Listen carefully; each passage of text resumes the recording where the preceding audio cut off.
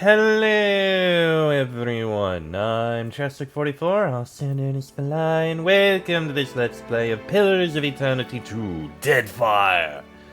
Last episode, we had a bit of a conversation and discovered that, well, we need to make our way up into here in, where Ukaizo is located. Thing is, we can't exactly get there. Not really, not without help. All four of the groups want to offer us help, but they are the ones who want to offer help so that they can get to Ukaizo first. We got the Huana. We've got the Principe. We've got the Royal Deadfire Company and the Valian Trading Company. Also, the gods are probably going to want to talk to us, so we need to keep sailing. I have an idea of someplace I'd like to stop at to get a thing, which we probably will soon. There's just something I need to get down over here that I feel like I need to pick up. Oh, an important missive from Hazanui Karu. I hope you've recovered from your ordeal at Magrin's Teeth. Come see me at Imperial Command in the Brass Citadel when you return to Nekataka. The way to Ukaizo lies open before us, but I require your help with a final matter. Okay. Well, we can keep going. Eventually... Oh! You find yourself in cold, suffocating darkness. There's the gods. There is a familiar weight in your hand. A lantern. It sputters to life, and the world shifts into focus. A staircase spirals endlessly below you. With nowhere else to go, you start down. A wave of blistering heat hits you. Then a sea salt wind. Divine voices boom and screech. Their words shake the platform beneath you, shake the very air around you. The gods are fighting. Here we go again. Lay your blame elsewhere, Wodika. I won't suffer your arguments any longer. Magrin looms large before you, an accusing finger leveled at the melted visage of Wodika. Wodika screws her mouth into a sneer. You fool! If only we had attacked him when I first proposed it. Accusations drip bitter as bile from her tongue. That doesn't sound like the neutral queen of the gods I know. You would dare interrupt me? Wodika extends a hand, looking for a moment like she intends to swat you from the platform. But the Pallid Knight gives her a long, impassive look, and at last, she jerks her hand away.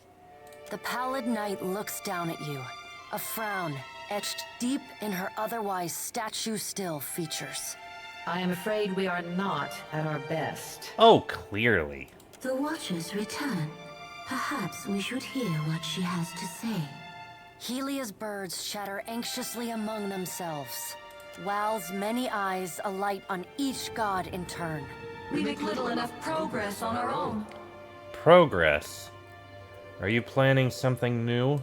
We try, but agreement eludes us. Andra's storm-dark eyes swivel to meet yours. Is there nothing we can do? Magrin glances at the Pallid Knight from the corner of her eye. After a thoughtful pause, she speaks. The time has come for us to seize the power we have long left untouched and absorb our scattered children. Pardon? Andra nods, her lure bobbing bright. Terrible though it would be, perhaps you are right.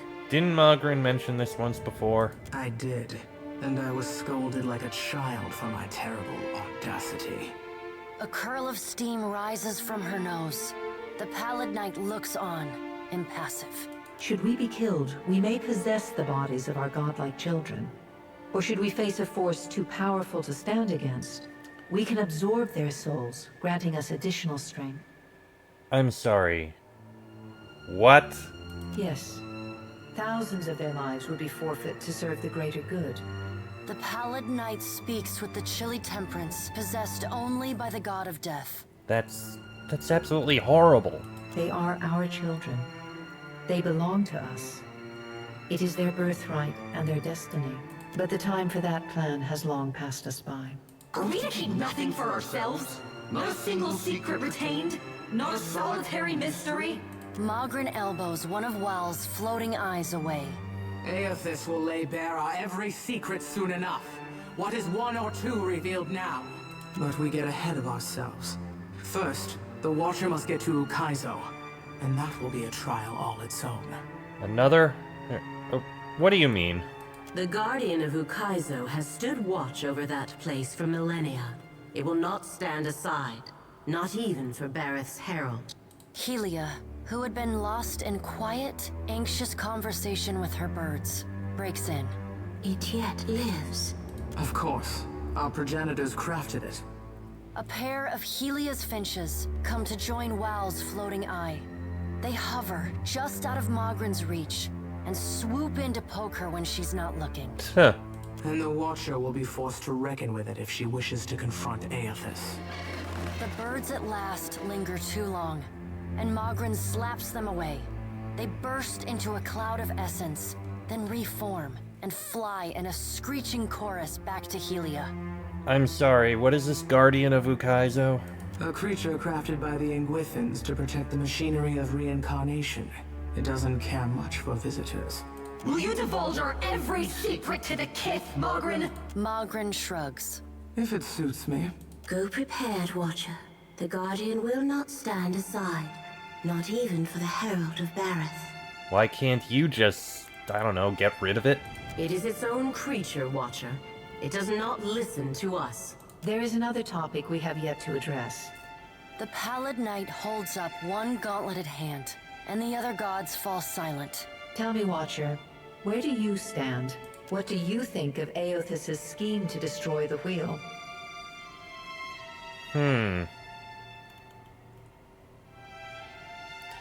I still don't understand what this all means. What will happen when Aethys destroys the wheel? The Pallid Knight spreads wide her hands. Think of the beyond as a reservoir, the in-between as storm clouds, and souls as rain. When a living thing dies, its soul enters the in-between. And when the in-between grows full, it releases souls into the beyond, where they wait to be redistributed to new bodies, new lives. The wheel is the process by which souls are moved from the in-between to the beyond, from the rain cloud to the reservoir, and from the reservoir into the living world. Without the wheel to mediate the transfer and redistribution of souls, the souls of all who die remain in the in-between. And without souls to fill it, the beyond gradually empties, trapping all of the remaining souls in existence in the in-between. When the beyond is empty and the last creature on Eora dies, that is the end of everything. It is Rimergon's future, the one he wants for us. Well, that explains why he's not here, but you'd think he'd want to be helping with, Aethys. And how does that affect the gods? Soul essence sustains us. We feed off it, off the little fragments you mortal kith shed like snakeskin as you pass into your next life. Without sustenance, we starve as any mortal might.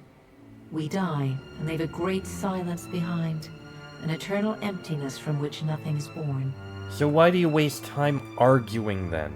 How can we not? We are each of us beholden to our natures. It is how we made ourselves, just as you are bound by the choices you've made. Tell us, Watcher, where do you stand? This doesn't feel like the act of a caring god to me. And so many will suffer needlessly for it. Kith will have a few generations at most before the beyond is vacant of souls. And adaptability is your greatest strength. Aethys believes you will succeed. An uncaring god would not have that faith. The Pallid Knight knits her fingers together and regards you. You would take his side? He destroys your wheel. The Pallid Knight turns unblinking eyes on Wotica. Put aside your childish notion of sides and open your eyes. You are made blind by your rage. Okay, I just want to say something here. Read into it, and Bareth has made something that I consider one of the biggest things that nobody ever gets, but everyone should understand. Understand reasoning. And just because you know a reason doesn't mean you side with them. That's what she's trying to point out here. She's saying, no, Aothas cares, and he trusts and believes in something. That doesn't mean I agree with him, but now that we know why he does what he's doing, we can try and talk to him and convince him of what he's doing is wrong. Understanding doesn't mean taking a side. Knowing why someone does something and saying why someone does something doesn't mean that you agree with them. This is an argument. This is something that nobody seems to get anywhere. Aothas loves the mortals more than any of us. He has always been their greatest champion. He believes Kith will rise to his challenge. I am not so sure, but I look forward to watching them try. And how did Aothas fool you all? You're the most powerful beings in Eora. He found our blind spot and exploited it admirably. By the time we even had a hint of what it was he intended, it was already too late to stop him. If we still had our bodies, we could oppose him. Wodika balls her bony hands into fists and glares long at Andra. Do not lay your blame on me. We set them aside after I killed Abaddon, it is true, but you did not fight the decision then. She turns her back on Wodika then, and looks instead to the Pallid Knight. What if Aothas is right, and Kith succeed in rebuilding the wheel? What then? Then we'll learn and grow, as Aothas intends. Wal's many eyes bounce and blink in quiet delight. That would be quite amusing indeed. And what if they fail? Then they die. And so do we. We have to help them. Helia's voice rises, near to panic. Wodika drives her fist into her hand. Help them. We should finally bring them to heel. The Pallid Knight raises a hand and stares at Wodika until she falls silent. Watcher, Aothas yet values your counsel. The Pallid Knight's eyes bore into yours. An impassioned plea from the Hound of Aothas may still temper his actions. Confront him at Ukaizo. I'll try. The future of Kith and the gods rests on your shoulders, Watcher, so I hope that you do. The Pallid Knight's stern countenance softens. Time moves swiftly away from us now. The Pallid Knight spreads her hands before her. Go, Watcher. Do what you must. The edges of your vision begin to dim. Like a sun setting, twilight encroaches on your mind. Wait, what happens if I fail to convince Aothas of anything? You will not fail. The Pallid Knight conjures a blinding white light in her palm that swiftly grows to engulf the room. Then, the crack of thunder rends the air, and you feel the floor drop out beneath you. You come to flat on your back, staring at an all too familiar ceiling. Alone, once again. Well, okay then. Oh, we're gonna have to try and stop him. Somehow. Forcefully as your bird, woman. I don't know how, but we'll figure out a way. Alright. Right, back to where I was going. Because there's something I remember that I kind of want to pick up. Down here at the Splintered Reef. Plus, it'll let us pass some time so we can try and get other things done. Or get other messages that we'll need.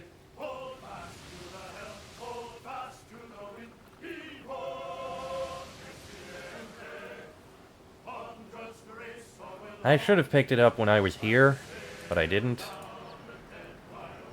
I think I need the supply. Dragon Wing sails. They're the best sails I can get. Oh yeah, much better. Why didn't I pick them up? Yep, addendum added the coming storm. Alright, so let me throw them on. Boom. And all the... Oh, a whole bunch of things are actually out. Okay. So, let me throw these in. 0, 1, 3. 3. 1. 3. 1, 3, and 1.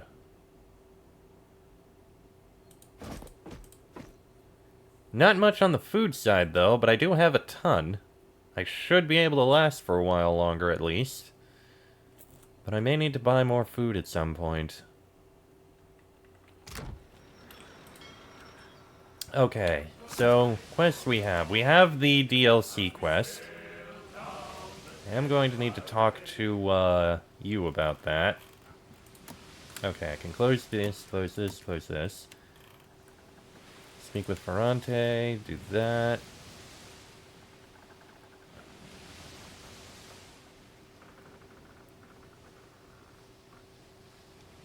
Alien Training Company, I think I've already done that. Flan will send a message. Azanu Ikaru. Okay. Basically, we just got the DLC, so we should make our way to Kazawari, which is over here, I believe. Yep, there it is. That's where I need to get to.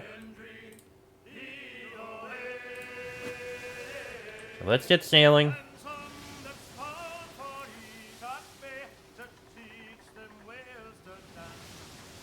We'll be fine. It'll be quite a ways, but we'll get up there.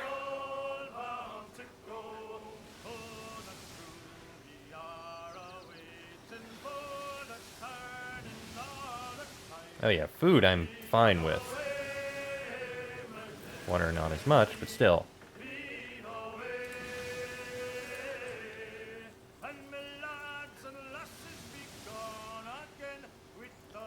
I wish we could get the message about how they're ready.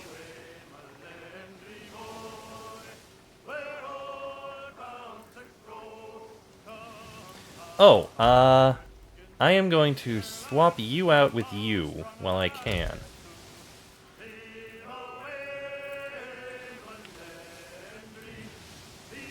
While I could take a look at the other people and the other quests around here, I feel like the DLC is what we should work on. The sea billows beneath your vessel. You stumble to the side, grabbing the rail to keep from falling as the Vixen rocks hard to port. Imani returns to her feet, examining her fingers and wincing. Gods alive, Beadle, what in Andra's holy name do you think you're doing up there? It weren't my fault, you sullen bilge rat, Beadle spits back. The helmsman turns to you. Feels like something went under the ship, Captain. Chittapek gestures wildly to starboard. Captain! The hand stumbles back from the deck. Either I need to be giving up the drink for good, or there's a goddamn colossal monster down there. Beneath the surface of the water, you make out a long, sinuous form. No mere fish, the creature swims with 2 pairs of legs and a long, thin tail. Your lungs feel suddenly empty, and you gasp as your stomach turns. You fall sideways into light. The light fades Oh. into dim. You stand in a forest glade hung thick with shadows. Tall trees surround you. The shriek of a deer pierces the air before being abruptly silenced. From out of the dark lope a Stelgar and a wolf, followed by a thickly muscled man draped in furs. Galawain. Ah. Herald of Berath. Were you not content to destroy my creation at Signath Moor? Do you intend to meddle here as well? Leave. Now. A smell like rancid blood and days-old sweat wafts off him in a wave. I will warn you only once. If you tread upon my island, it will consume you. The large beasts at his side step forward in unison, their tails angrily swishing the air. Why don't you want me to come here? The cold rush of the sea upon Signath Moor still crashes in my ears. I would not have you apply your same reckless attentions here. That was different. Unless you've got a monster-making machine here, too? The wolf at Galawain's flank growls low in its throat. I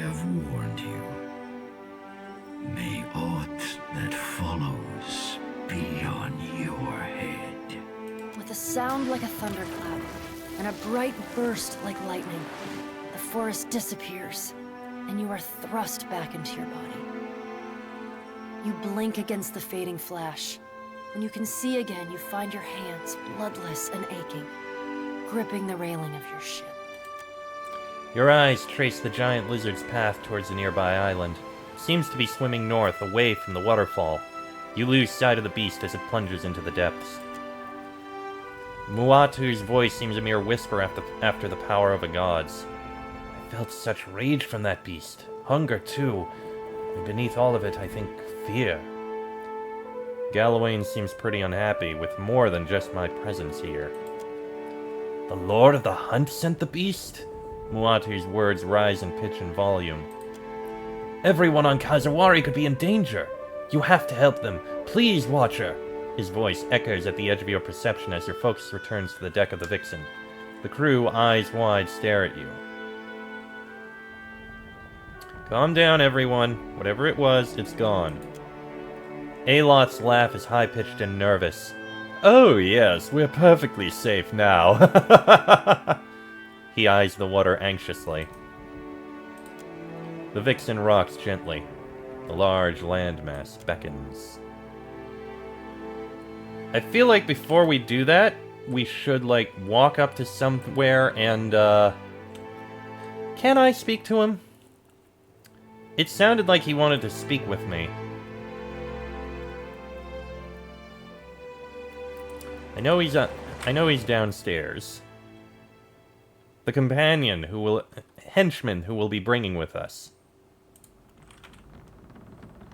Let's get a move on. Nope, he doesn't want to talk to me for some reason. There has to be somewhere nearby. Dunnage is nearby. I'm just going to make a quick trip onto Dunnage. I'm not going to talk to anyone. I'm just going to go onto Dunnage so that I can talk to my companion, hopefully. Literally, it's 4 minutes. I'm not losing too much time. Alright. You go there, you go there. Now then. Wonder what Pa's up to.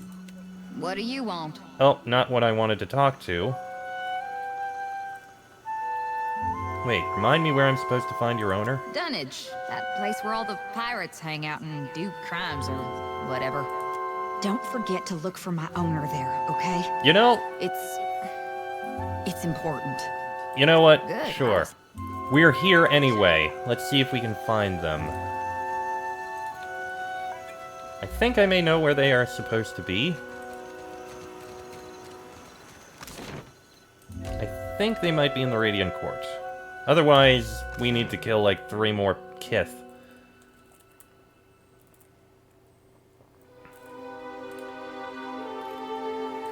Let's see. Ingfrith. There we go. As you approach Ingfrith, she tenses but does not run. Her eyes go wide when she meets your own, shoulders high with a hunted look etched into her long face. Modweir strains in your grasp, pulling desperately toward the figure in the crowd. Who are you? What are you doing here? Her face is pale, her brow beaded with sweat. I'm a friend, or I could be. I'm here at Modweir's request. I had thought... I hoped to never... She rubs her shaking hand across her eyes, which are red-rimmed and bloodshot. Why did you bring it here? She sinks back against the stone of the doorway and hangs her head. Doorway? What doorway? We're in the middle of a dock! You said you would come back for me, but you never did. Modweir's voice is unsteady, strained. It pulls toward Ingfrith as if it were a needle and she a lodestone. Alone for all those years, picked up and discarded by countless strange hands, hoping every time that they might be yours. What did I do wrong? It was no fault of yours. It is I who am to blame. Ingfrith kneels and lays a scarred, tentative hand on the flat of Modweir's blade. You clearly care for Modweir. What happened? It was shame. Ingfrith runs her fingers lightly down the length of the blade. Modweir leans into her touch, warms beneath it. I was born a cipher. As a young woman, I was apprenticed to a master and a mancer. He was keen to refine the art of housing souls, and he believed someone of my abilities might be an asset to his aim. My parents made a pretty copper on that deal. She spits on the ground and grimaces. When I left him, I took Moldware with me. I thought it was my responsibility to look after it. I decided that my penance for Moldware's creation would be to hunt those who used animancy for terrible ends. At least you realize you were at fault. Most don't. Do not make the mistake of thinking me noble. You don't know the things I've done. She pulls her lower lip between her teeth and looks away briefly. For a time, I took a position with Dunreed Row in Defiance Bay. I saw things that haunt my nights still. With every unscrupulous animancer brought to justice, my guilt grew, knowing I was their equal in evils done. She shifts her weight from foot to foot, unable to meet your eyes. I fled for Deadfire to the Principe, but I was too naive to know that shame has fleet feet. It devoured me. I thought if Moldware were gone, I might finally be free of my shame. How foolish I was. But what of you? What do you want? She takes an unsteady breath and turns her attention back to Modweir. I don't remember my life before, so I can't hate you for stealing it from me. I don't know if I'll ever be able to forgive your betrayal, but... The sword leans heavily on Ingfrith, pressing its hilt into her thigh. I would still prefer to stay with Ingfrith if she would have me.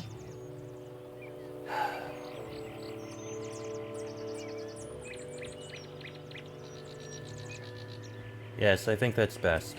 But I care for you as well. The sword leans away from Ingfrith and toward you. It presses into your leg. I have to wonder, what'll happen to me after both of you die? Can my soul even return to the wheel? Though I've only known life as a weapon and I've no desire to die, neither do I want to live forever. I'm only a weapon. A tool. And even though you're still a ham-handed halfwit, I trust you. So you decide. I'll take up Ingfrith's duty to Modweir if she's so determined to abdicate it. You're right. After what I've done, I have no claim to it. Ingfrith grimaces. She glances once at the sword, then quickly away. As Ingfrith turns to leave, she walks slowly, as if waiting for someone to call after her. But Modweir says nothing, and neither do you. You feel a feather-light touch on your mind. Countless voices swell and their ethereal tongues speak only apologies. Then, like the breeze, they're gone. Modweir's soul remains in the sword, but it is no longer bound exclusively to the Watcher. Modweir has been placed in a stash and can now be bound to anyone. I'm going to keep Modweir on you. Let's see here. Immune to intellect afflictions. That sounds useful. Strike with the pommel, inflicting bonus crush and shock damage. Action speed on scoring hit until end of combat. More damage dealt is burn when above health and freeze when below. And I can make an legendary, which sounds like a good idea. There we go. I'll throw that in there. Throw that in there as well. Okay. Now let's get out of here, and we're gonna make our way over to the island we need to go to. Any supplies I can buy that I'm going to need? Probably. Oh, wow, I can get a lot of Aediran mead.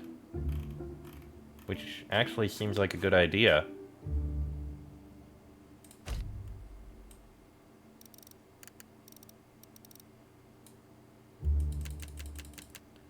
How about 150 of those? I got plenty of cash. Go for it. Oh, right, actual leave.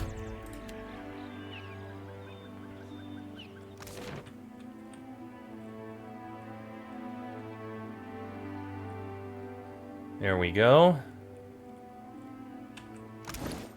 Let me put all of this in here. And with that, I am going to end this episode here. Next episode, we're going to go and start taking a look at Kazuwari, the third of the DLCs that we have to deal with. And last of the DLCs we have to deal with. There is something else we can look at some point, but for now, I'm fine. That'll be in the next episode. So, until then, I am Chestic44, also known as Falai. That is Laniara, Adair, Joti, I forgot his name, Constantine, and Aloth. This has been a Let's Play of Pillars of Eternity 2, Deadfire, and I shall see you all next time.